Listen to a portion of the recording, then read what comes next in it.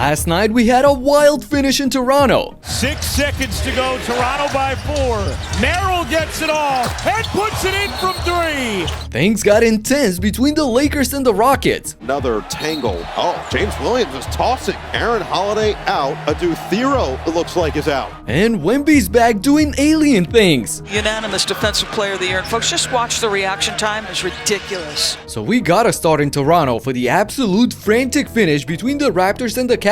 But before we dive deep in the clutch, I gotta say that this was a very low-scoring, physical game, with the number of turnovers being twice as big as the number of made threes. And James Harden led everyone with 7 loose balls, making it his second straight game with more turnovers than made baskets. Damn. I mean, just look at the score at halftime. 38-36 for Toronto. It was that brutal. Both teams combined for a miserable 14 of 70 from downtown. That's just 20%. So let's go straight to the fourth quarter where Donovan Mitchell finally got something to fall. Step back is good. Mitchell a 3. You bet.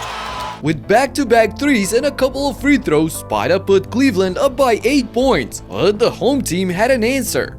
Shed has it. Here's Barnes. Barrett nudging his way into the paint. Barrett can't bank it in. The follow won't go. Murray boils out. Ingram connects. Ingram hits the 3, but all praise goes to Colin Murray Boyles for his huge effort last night. 5 of his 10 rebounds came on the offensive glass, leading the Raptors to a 12-point advantage in second chance points. However, Cavs had the only guy who was decent from long range on their side. Did Merrill able to hit? Merrill bumps the lead to 5 points, but Harden on the other end fouls Ingram on the 3-point shot. Brandon hits 2 of 3 at the line to make it a 1-possession game with less than 2 minutes to play. And Cleveland has not 1, not 2, but 3 chances to extend their lead in the clutch on their next trip down the lane, thanks to Evan Mobley, who came up with 2 offensive boards. But Mitchell and Harden kept missing. Colin Murray Boyles just couldn't keep Mobley off the glass. Harden back to work.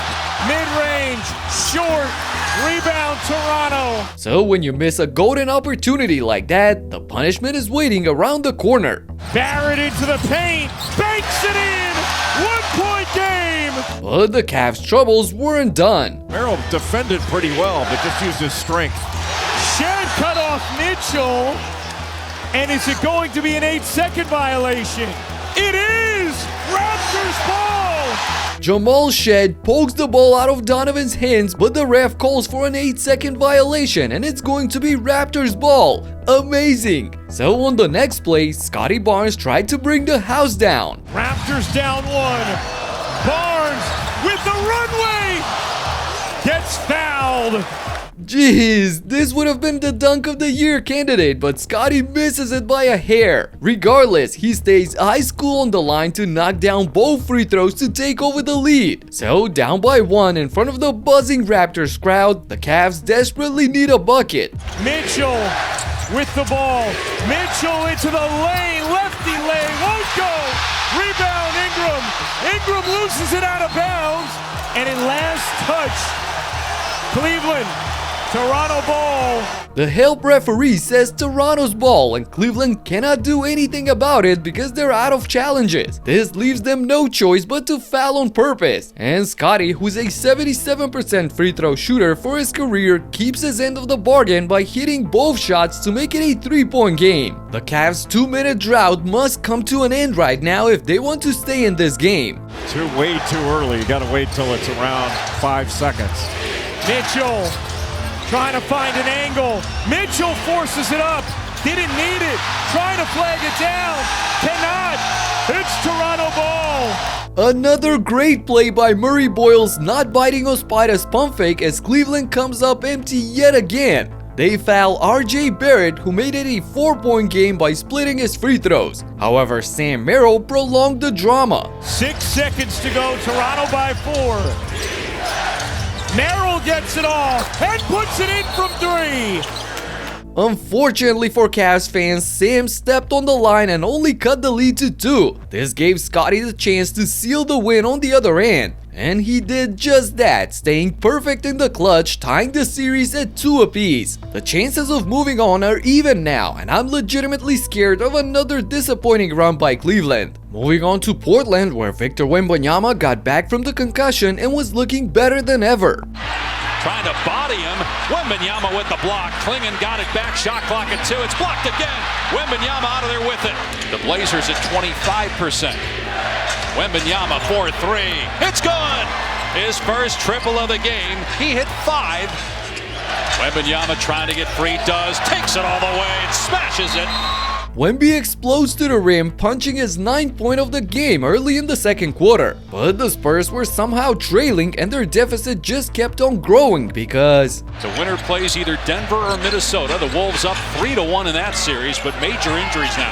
Shot clock at 1, but Holiday hits anyway from the logo. Avdia got deep, plays it in, and a foul. 5 points in 5 minutes to start the quarter. Avdia lobs, and the Lord of Time is there to slam it. look at Rob Williams catching the lob and posterizing Cornet all in one motion. The Blazers opened up a 10-3 run, but they were just heating up. Continue to keep you posted on that. It's a 9-point lead, up to 12 on a grand 3. Scoot Henderson back on the court. Kamara gets a great look and hits a 3. Rip City is rocking. Shot clock down to 7. Avdia spins, gives up the dribble, shoots anyway. Everything falling for Portland. Danny Avdia caps off an electric 18-3 stretch, building a 17-point lead in the middle of the second. And they did it on the defensive end as well, keeping Victor to just 4 of 12 from the field, and the entire Spurs team to below 35% shooting. So heading into the break, the entire momentum was on Portland's side, but coming out of it, Wemby and the Spurs were looking different. Sharp had 6 points. The bench for Portland as Wembanyama gets the dunk, outscored the Spurs bench 23-5. Champagnie pops the cork on a triple, and here come the Spurs.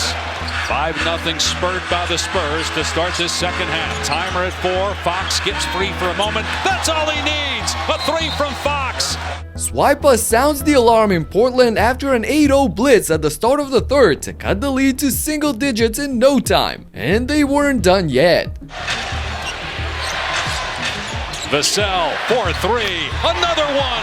11 points in a row to start the third for San Antonio. They on him again in the low post. Vassell puts it on the floor all the way to the rim. With 2 straight buckets, Devin Vassell makes it a 4-point game. Let's go. Vassell scored 9 of his 11 points in the third, which the Spurs won by 17 to enter the fourth all tied up. And the Blazers weren't ready for what was coming in the final stage. Lob to Wembanyama for the stop. San Antonio by 2.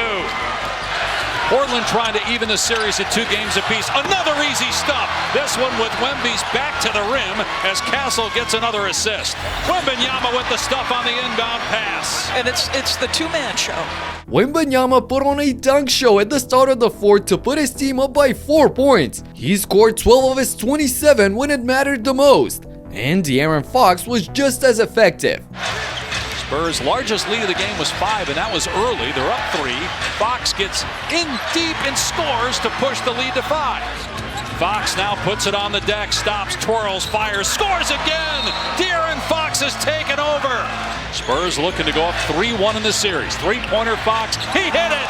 De'Aaron Fox, unconscious in the fourth. A 7-0 personal run by Fox gave San Antonio its first double-digit lead of the night. He scored 11 of his 28 points in the final frame on a blistering 64% efficiency. And Spida found Johnson on the right wing for another 3, which forced the Blazers to call a timeout. But coming out of it, they couldn't do much because the Spurs defense was locked down. They forced 9 of Portland's 18 turnovers solely in the fourth quarter, keeping them at a safe distance till the very end. Matter of fact, things turned ugly for the home team. It's an 18-point game, and they cough it up again. Fox in transition. Keldon Johnson with a slam. It's a 20-point game. The 6th man of the year makes it a 20-point game with the dunk in transition. What a huge turnaround for the Spurs. This seemed to make Denny mad, and he poured his rage out on Stephon Castle, fouling him numerous times, and things almost escalated when... Goes around Wemby, drives the paint, and gets to the basket. Counted and one. And then Avdia shoves Castle. Castle shoves him back. Avdia did not like the fact that Castle took the ball and put it at the chest of Avdia. No one has come off the bench right now for either team as coaches step in. Technicals will be called. Despite all the contact, Castle finished the N1 and let him know that he cannot do anything about it. And to put a cherry on top of another great game, Wemby on the other end erased Denny's layup with his 7th block of the night. This was the second largest playoff comeback in San Antonio's history, and it couldn't come at a better time as the Spurs take a commanding 3-1 lead heading back home for Game 5. And this moment of Fox's post-game interview just shows how great their team chemistry is. I mean, I have kids, but I don't feel like I'm that old yet. But those two, man, them and plus Carter, like and this guy's 22. Like we have a young, old veteran team. Like we got a good mix of guys. We can't say the same thing about the Rockets though, who fell in a 3-0 hole against the Lakers led by LeBron James and Marcus Smart in the year 2026. Yeah, but things finally looked different last night. Şengün looked it off and flies in. Alperen Şengün with a slam. Little zone look, matchup zone with a spin, and Thompson showing off the athleticism. Run it back down and it knocked away. Shepherd takes it away with numbers the other way. Shepherd all the way in for 2. Reed Shepherd strips LeBron and finishes the layup over Smart on the other end for an 11-point lead. The Rockets were up by 9 heading into the locker rooms, and the difference just kept on growing in the third quarter. Goon drive, behind the back Thompson. Outside Shepherd will load it up. On target from 3. Lakers continuing to get sloppy, but the Rockets give it right back. Smart with a swipe. Had it blocked by Şengün. They're going to keep trying to find Eaton, but instead this time it's a turnover. Şengün spin in transition, and he'll put it through, plus the foul. Houston clicking on all cylinders, leads by 20. Şengün, Reed, and the rest of the starting 5 without KD really showed up in this one, building a 20-point lead in the middle of the third. The only way DeAndre was going to stop Alpi last night was with a knockout, and he almost did it. Hook it for Şengün. Hell attack. And he's fouled by Ayton. It'll be number 3 on Ayton, 13 foul on the Lakers with 5:41 to play in this third. We show maturity doing that. It has been determined that the contact to the head is unnecessary and excessive. The ruling on the floor has been upgraded to a flagrant foul penalty too. DeAndre Ayton has been ejected from the game. That was a hard hit to the head, but I don't know if it was enough for an ejection. Anyway, at least Durant was happy. So in a blowout game in the fourth, this proved not to be the last ejection of the game. Connect open look, and he does connect for 3. And another tangle. Thero and Holiday, and James Williams is tossing. Aaron Holiday out. Adu Thero, it looks like, is out. Man, this is the same ref Booker was talking about. I don't think they deserved a tech in the first place, let alone a double ejection. He's on a tear lately. And speaking of that, so was Peyton Pritchard in Philly. Pritchard feeling it. Do it again!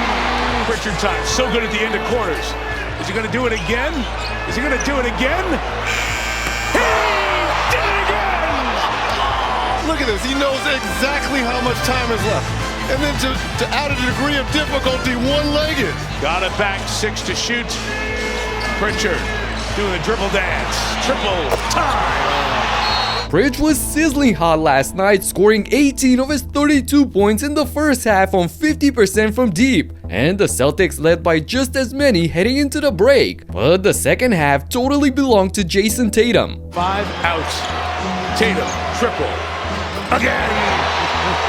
16, his presence at the rim. Tatum leaning it off the contact. Triple plus 1. Tatum.